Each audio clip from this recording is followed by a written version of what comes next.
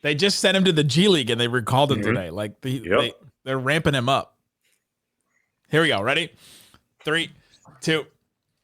On today's show, what are they doing? We're going to go through a bunch of teams in the West and talk about what are they doing, including the Mavericks, the Clippers, talk about the Suns, and more. Today's Locked On NBA Squad Show West. You are talking ball with the NBA West Squad Show. From the Warriors to the Lakers, the Mavericks to the Nuggets, and everyone else in the West. The local experts of the Locked On Podcast Network bring you all the scoops, breakdowns, and the most comprehensive look at the Western Conference. Trash talk and big takes included. No holding back, we're giving the green light. It's time to talk NBA West. And welcome. You are Locked On NBA Squad Show West. My name is Nick Angstead, host of the Locked On Mavericks Show. Still, this is the Squad Show. We take over the feed of your favorite show. It's an open invite for any host to join and talk about anything they want in the NBA's Western Conference. This episode is brought to you by Prize Picks. Download the app. Use the code LOCKEDONNBA to get $50 instantly when you play your first $5 lineup. Prize Picks, run your game. Joining me today from Locked On Thunder, Rylan Stiles. Locked On Lakers, Andy Kamenetsky. We're still friends. Locked On Clippers, Darian Baziri. Locked On Nuggets. He loves your team so much. Matt Moore. I do. Gentlemen, we may go somewhere completely different today, but let's start with what are they doing? We're playing a game where we go, what are they doing? And we go to different teams and try and figure out what they're doing. And we're going to start, I got outvoted today. We're going to start with the Dallas Mavericks because they have assigned Anthony Davis to the G League team and they recalled him today. And Mark Stein reports that he is ramping up to return to the Dallas Mavericks this season.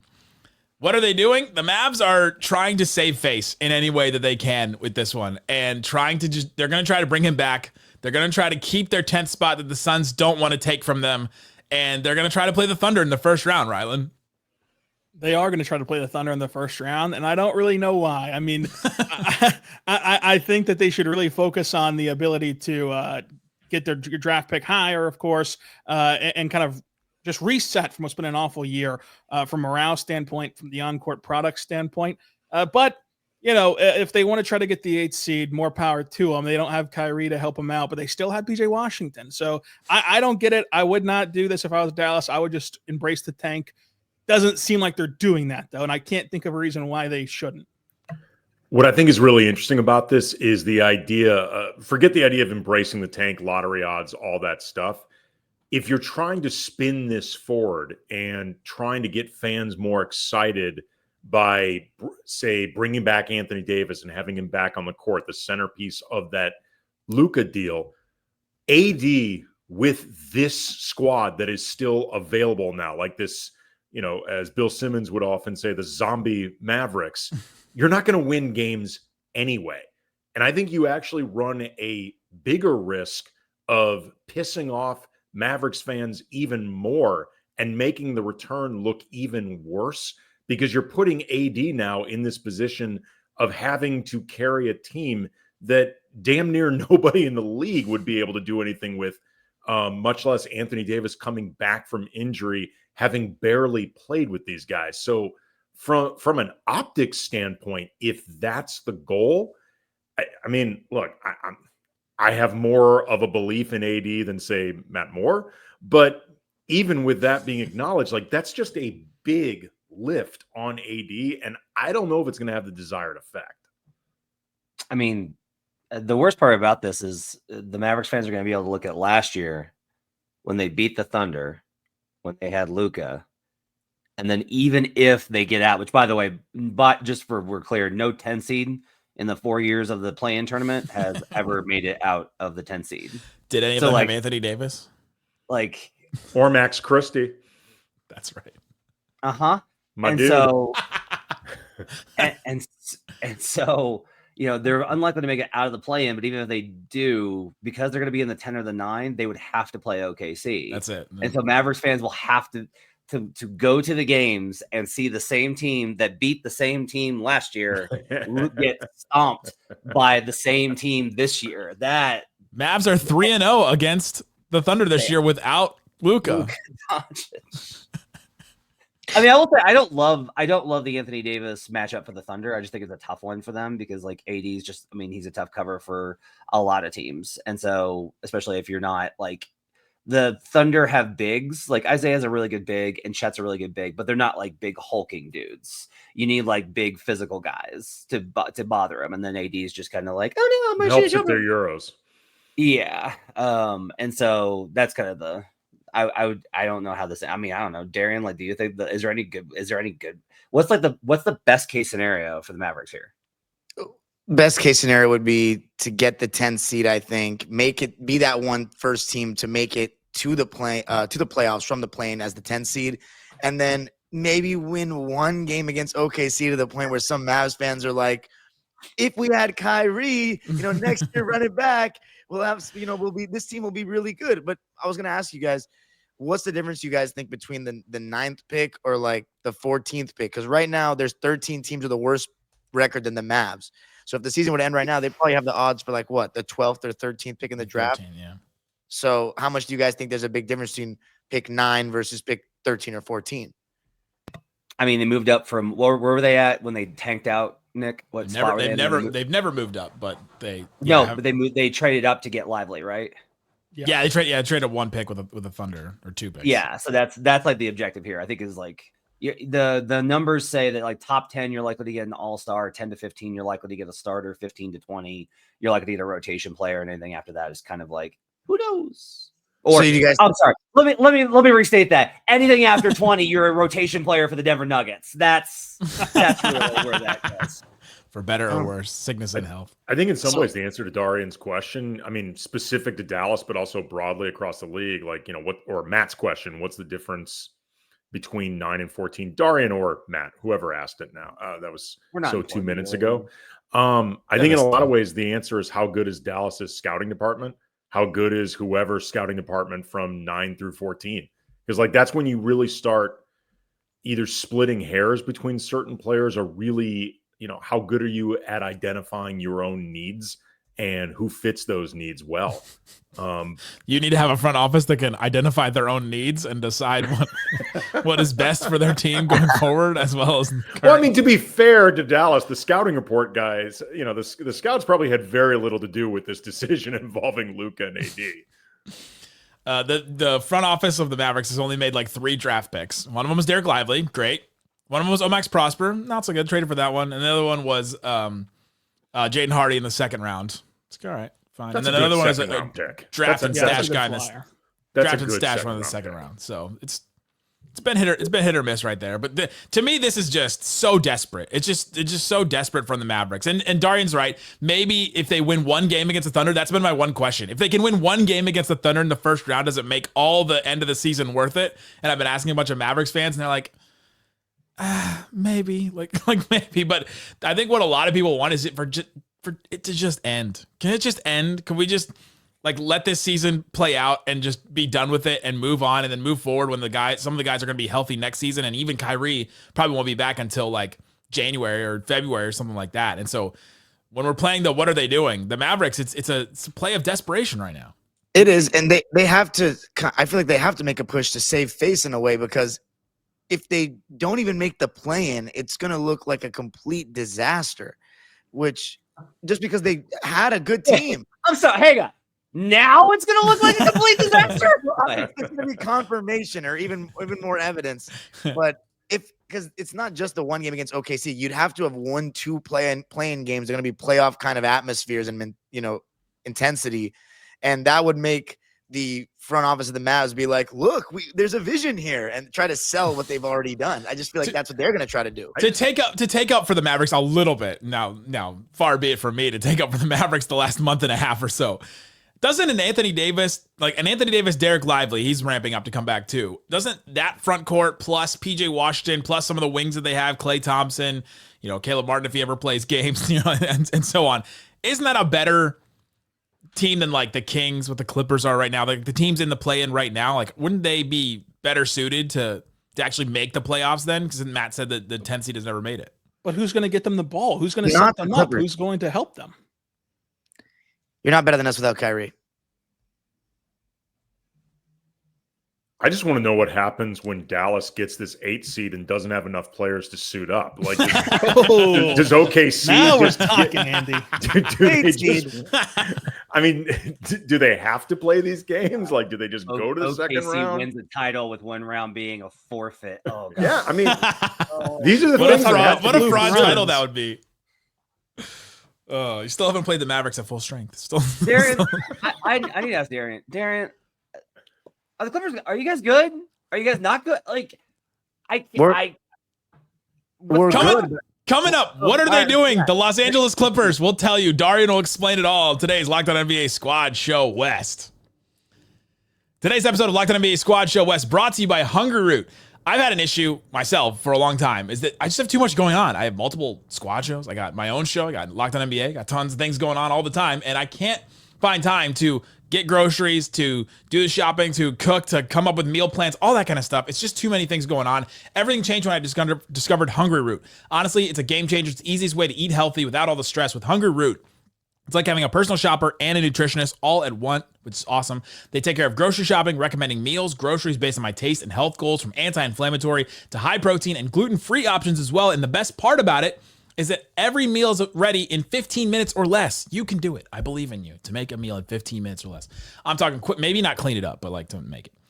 I'm talking quick, healthy meals that actually taste great, all delivered straight to my door. It's huge time saver, made eating healthy so much simpler. You're going to love Hungry Root as much as we do. For a limited time, get 40% off your first box and a free item in every box for life. Just go to hungryroot.com/LockedOnNBA. Use the code LockedOnNBA. That's hungryroot.com/LockedOnNBA. Code LockedOnNBA to get 40% off your first box and a free item of your choice for life. hungryroot.com/LockedOnNBA. Code LockedOnNBA. Don't miss out. Also brought to you by Monarch Money. If you've used Mint Money or something like that in the past, Monarch Money is a great one for you to invest in. If you haven't used any of those, Monarch Money is a great way for you to track all your money, track your finances, track your savings goals. I use it. I love that all my different accounts can go into one spot. You can use Apple Card with it, which some of the other ones that I've used, like budgeting apps, you weren't able to connect it. So that's super helpful. I can see every single one of my transactions all in one place. That's super helpful to help with budgeting. It's not just a budgeting app, though. It's a complete financial command center. You can track all your accounts, investments, and spending in one place. So you just stop managing. So you stop just managing your money and start building wealth. Take control of your finances with Monarch Money. Use code LockedOnNBA at monarchmoney.com for 50% off your first year. Take half off the first year. That's monarchmoney.com, code LockedOnNBA for half off your first year. Use monarchmoney.com, code LockedOnNBA. Thanks for hanging out with us on Locked On NBA Squad Show West, where we have a show that covers your favorite team in the Western Conference. We're taking over the feed, and we're letting everybody sound off. Today we're playing What Are They Doing? Matt Moore asked the question, Clippers, what are they doing? Darian Vaziri, answer the question. I think the best version of the Clippers, we still don't even know what that is, because Kawhi Leonard has been in that ramp-up stage of the season right now, which typically has not been the case. Some people had the theory that in the beginning of the season, the Clippers were always going to rest Kawhi and wait to the second half of the season to play him. So then when he hits stride, it's playoff time. I'm like, that's ridiculous. You don't have that kind of margin for error in the NBA to rest your best player half the season. I don't believe they rested him half the season. I genuinely believe he couldn't really play, but it actually has worked out in that way that it seems like he's starting to look better by the game. But to answer Matt's question about how are we good, I think we're definitely decent. We're pretty good. How good? I still don't know, because it all depends on if we're going to get that version of Kawhi, which we've started to see him slowly get a little bit better. I don't know if we're going to get the same all-NBA player we got last year, to tell you the truth, but we still have about 14 games to figure it out. And the Clippers are trending in the right direction. We won 6 out of our last 7 games, and Kawhi's looked better defensively. As far as what we're doing, it's clear what we're doing. Stalling till we can actually do something in the offseason of 2026, because they understand that we have given up all our draft capital for Paul George and James Harden. So we're kind of stuck. The best the Clippers can do is, make it to the playoffs in the first season at Intuit Dome. I think that would be a real treat for us as fans to host playoff games at Intuit Dome. If you're asking me, do I like the direction of the franchise? I'm pretty public about that. I've been very disenchanted with my team for the last 3 years, to the point where it's felt a lot more like work than it's my true fandom. I'll be very honest about that. Welcome to the club. but what else can I do? I mean, this is the best case scenario is that the Clippers make it to the playoffs, whether 6 seed or some other. I would prefer 6 seed. Obviously, you don't have to go through the play-in grind, but to secure a series, I think 7th seed or 6th seed against a Houston or a Memphis. Who do you want? Who if in your first round? You know what, Nick? Since I was a young man, I've been wanting that third. Since yesterday, today, like Since I was a teenager, I've been wanting that yesterday, third, today, like no, that third over 10 years ago, that third matchup against the Memphis Grizzlies that both fan bases deserve. In 2012 and 13, we exchanged blows, and I still have not. I saw Tony Allen getting his number retired the other day, and my blood started boiling. I mean, I want that rematch with a totally different set of players with both teams. I want that rematch, and I want to knock them out. I like how Darren's like, what else can we do? And Andy's like, why didn't you just trade for Luka Doncic? Why didn't you just do that? And Rylan Styles is like, why didn't you just draft like 17 wings? Why is this so hard for you? What's the problem? Why don't you just keep SGA? I don't know. Yeah, I mean, that's what you could have done. Let's build around SGA. Kawhi, hey, man, ask him. I see, and I was annoyed with them last year, and like they're better than I thought they would be. And I think I'm always on this roller coaster with Ty Lue, where half the time I'm like, man, he's doing such a phenomenal job. Like this year, I think he's done a tremendous job. And then there are years where I'm like, what are you doing? Like last year's playoff run, I was like, what are you doing? They like give Zubac the ball. Daniel Gafford is guarding him. Give him the ball. Yeah. And they were just like, nah, we're going to take some jumpers. Nah. I'd never know what to do with Ty Lue. Yeah, that's all reasonable. There's been criticism of him. There was the Reggie Jackson and Marcus Morris, being way too high on them while they were not playing well enough anymore in that 2023 season. And the Zoo criticism has been constant over the last couple of years. And I just want to give him a shout out because I can't give him enough shout outs. He's been amazing this season, Zubats. But Ty's been great. I think the thing about Ty, we all have to realize too, is how many NBA coaches get judged the way he has, where he doesn't even have his best player half the time that he's taking the job. Like it's what other coach has to deal with that? Like I guess Ty Lue is incredible at maximizing what he has on a consistent basis. Like you can argue or debate the wisdom of individual decisions in a vacuum, but you'd be hard pressed to find a coach who has consistently done a better job over like the last 5 years making the most out of what he has than Ty Lue.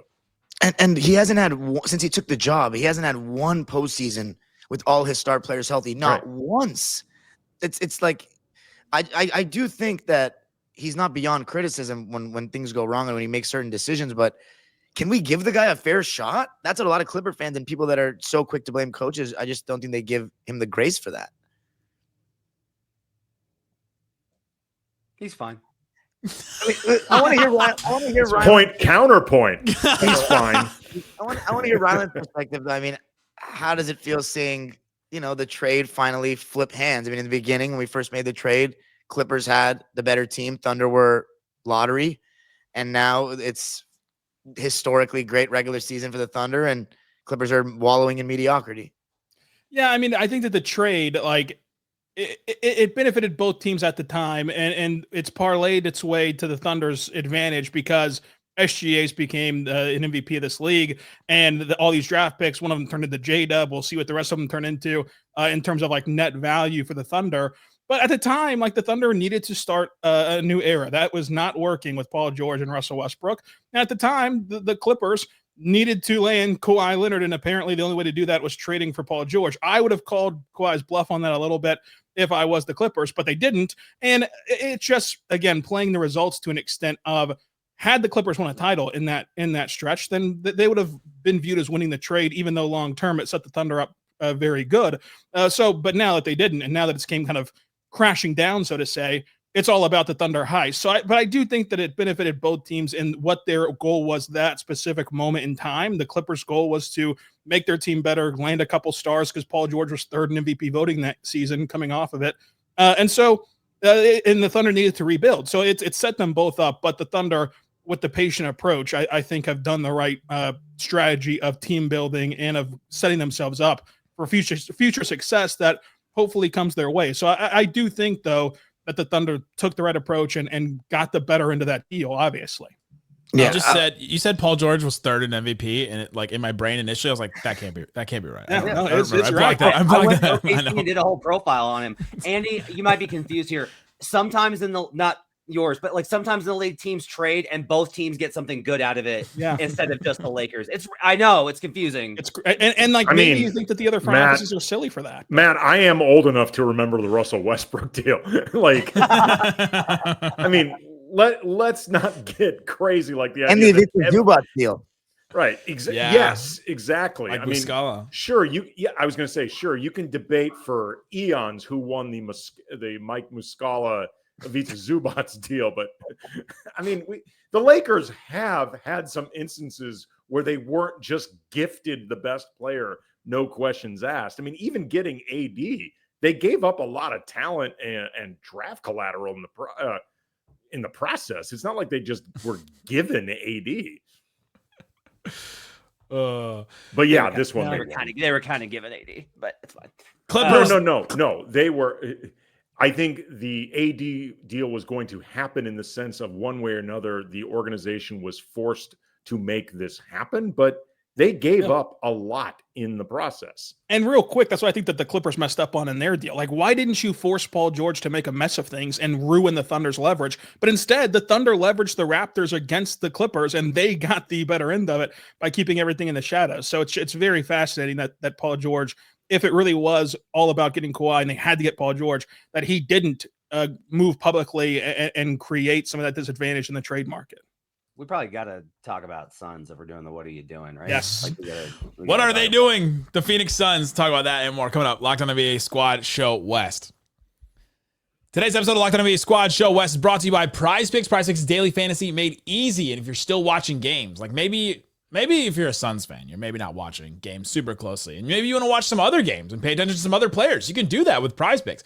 You pick more or less on at least 2 player projections that a shot to win up to 1,000 times your cash. It's easy to use, available in over 30 states. Texas. You listen to me? The Dumonts are trying to get gambling legalized, but you don't have to worry about that with Prize Picks. So check it out over 30 states.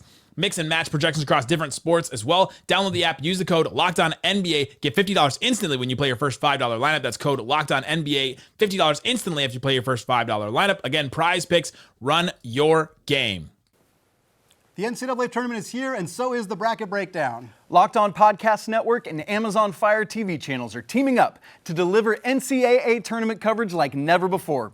Watch studio shows featuring former players and Locked On's local experts as they guide you through every upset, buzzer beater, and bracket matchup. Stream it all for free on Amazon Fire TV channels. Search Bracket Breakdown to see it all for free. It's your team every day.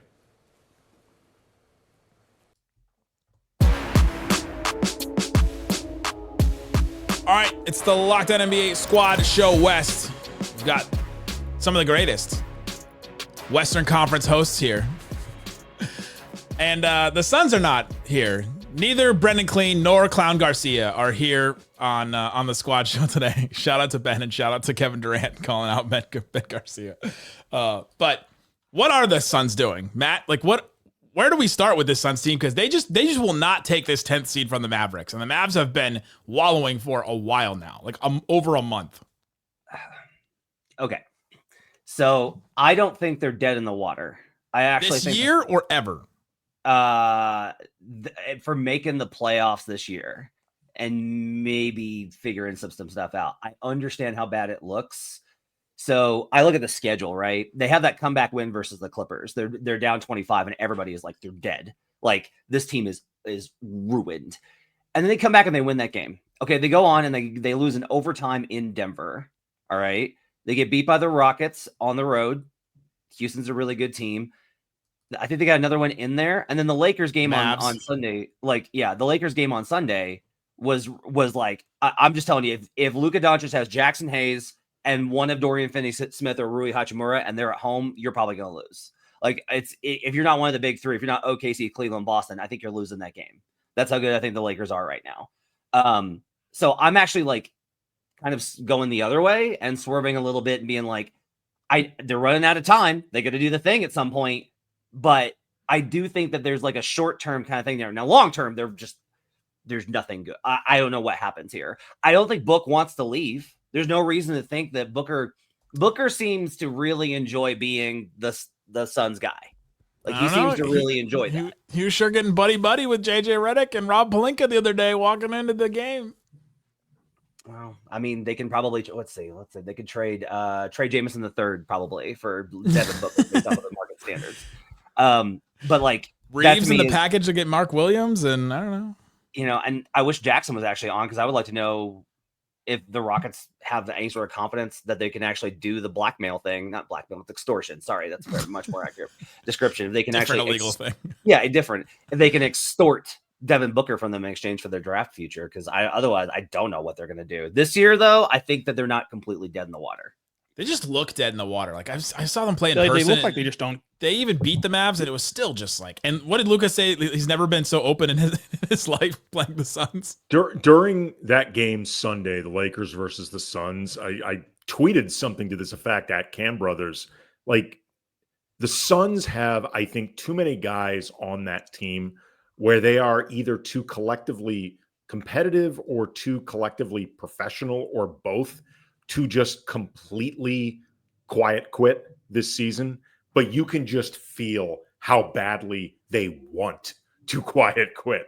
Like all of them want to. I don't think they have it in them to do it, but you can tell they are just miserable. And in a weird way, playing harder and being more professional makes the experience actually worse. Have you seen their schedule to end the season, though, Matt?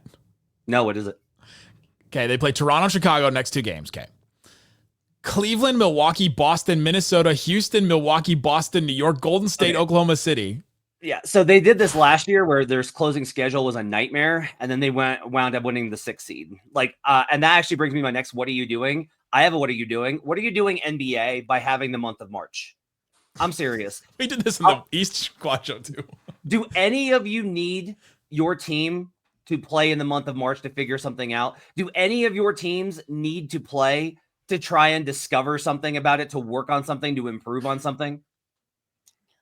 I mean, it's a luxury yeah. about the double big lineups, but other than that, no. Was this like shortening the season we're talking? Are you Yeah. talking eliminating the month of March for the NBA or just from the calendar in general? Are you proposing an 11-month year for the world, the US? The Mayans have something to say about that. How big does this get, Matt? I don't know how to do it because I want to keep March Madness because everybody loves the tournament, but that's about the only thing in March I like. Everything else sucks. And St. Patrick's Day? And Spring not break? The Ides, Matt. The Ides. Beware, Matt. Post I like All-Star the break. Ides too. I do like the Ides, but there's no point in any of this. All we're doing is the good tough. teams that have worked all year for 5 months to be great are getting injured and tired. We did this in the East. How many teams in? Let's do this because we did this in the East squad. How many teams are actually playing for something in March? Because Thunder, no. Rockets, Denver, Grizzlies, Lakers. They're all playing for so that there's four kind of, yeah. Warriors, kind of. Timberwolves, Clippers, Kings. Not really to stay alive in the play-in, but not really. The Mavs. They shouldn't be. They shouldn't be, but they are. The Suns. Are you not really suggesting a 6-week All-Star break, Matt? What is something? How long does this go? When you say playing for something, does that mean playing for a title? Because every single game, just anything in March will matter to you for your team. Everything matters. For the Clippers, everything matters for us because every single game that Kawhi Leonard is on the court is a luxury, and we need him to get back to being anything to justify this entire season, in my opinion. I mean, there's no other way they could have gone, but I don't know. After seeing these trades around the league, who knows you could get. Is there a big difference for you getting 6 and getting 7 or 8? Huge. You don't have to play the play-in. Yes. Oh, it's massive. My team has been eliminated by the play-in in 2022, so I don't want to be in there. Thank you, J-Dub. I will just say the 7 seed, just like the 10 seeds never won, the 7 seeds never lost. And so that's why the 8 and the 7 matter a lot from that regard. But if you are going to get the 7, which the Wolves are going to get at least the 7, you're fine. You're going to get in. I don't know. I run the risk of injury though. And you don't get that's the thing is just it's not just because the Nuggets are absolutely just sucking wind right now, as well as just sucking on the court. They're at 0. They're just gassed. They're out. And I see all these teams that have done so, and we're just waiting for this. There's always going to be some teams that make this post All-Star run, like Lakers and Warriors are going to make the post trade deadline run.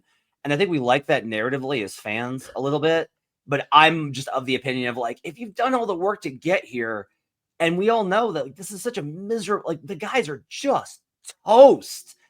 I can no longer get my brain around the need for this many games to keep these last 12 are So really where it gets if you miserable. make no moves at the deadline, you have the option of not playing those games. Great. Like, be awesome. you have the, Yeah, you have the ability to just You do the- okay, so if you win. Instead of the NBA Cup, RSVPing no, Hornets. Sorry. instead of the NBA Cup, we do the NBA Trade Showcase, where all the teams that make trades have to play in this tournament after the All-Star break. And Adam does love a tournament, so It that- is I mean, that could actually, help. it's similar to my theory because, it's become abundantly clear for a bunch of reasons that the All-Star game concept doesn't work anymore in the year of our Lord 2025 for a bunch of different reasons. But I think one of them is honestly the best players in the league are typically the ones that carry the biggest load across the season. They're the ones that could use the break the most, and they're the only ones who don't get a break. Like if you those are the players who shouldn't have to play at all. Everyone else in the league should have to do something over the All-Star break. They're the ones who should have to play. Like those other guys, I feel like they earn the right to get that vacation. There were all these breaks in November. Did you guys have this where like your team like just didn't play for like 2 weeks in November, December? Yeah, who had like the 9-day break? Didn't the Heat have like an 8 or 9 day crazy? Lakers had that. And I like doing it to be like, hey, we want to make sure that you're fresh for the tournament. Like that's good. But God, all these teams need it now. All of these teams just could use, hey, you've got You've had to make up those days on the back end of the schedule. Yeah, the man. Mavs play like every other day from like the trade deadline to the end of the season. Denver just had a 5-7 coming off of a road trip into constantly, and they're just toast. And a lot of that's because their roster isn't good enough to have depth. Like the Thunder are fine because the Thunder are like, we don't have to play anybody more than 30 minutes. The Thunder are under league investigation for a game that they won because they rested their top guys and still won with their depth. But yeah, which is ridiculous. It's so silly. Can the Thunder sit everybody the rest of the season, like forfeit all the games and still be number one? Right? There's just I mean they could, but magic number is 1. Yeah, I mean, just get another win, and they play the 76ers and Hornets this week. So, I mean, that should be wrapped up pretty soon. Matt, does that change their magic number that they're playing the 76ers and the Hornets this week? Yeah, I just updated that, and they're now 0.25 is their magic number. Negative. They're -1 magic number. They have to play a quarter. Do you think that the play-in has ran its course now that we're back to like it's an 82-game season? The season's no longer shrunken. Then like weird things can happen. Like I just look at Andy's point and Matt's points of the 7 and 8s win it all the time. No, that's not. I love the play. No. But your point about injury, like last year, the Pelicans still got the 8th seed, but they lost Zion in a play-in game where he was looking incredible in a postseason game. They lost him in that game, and then they got swept in the first round by the Thunder. And I'm not going to say that the Thunder would have lost that series if Zion had played, but they certainly, I don't think, would have swept the Pelicans if Zion was able to play.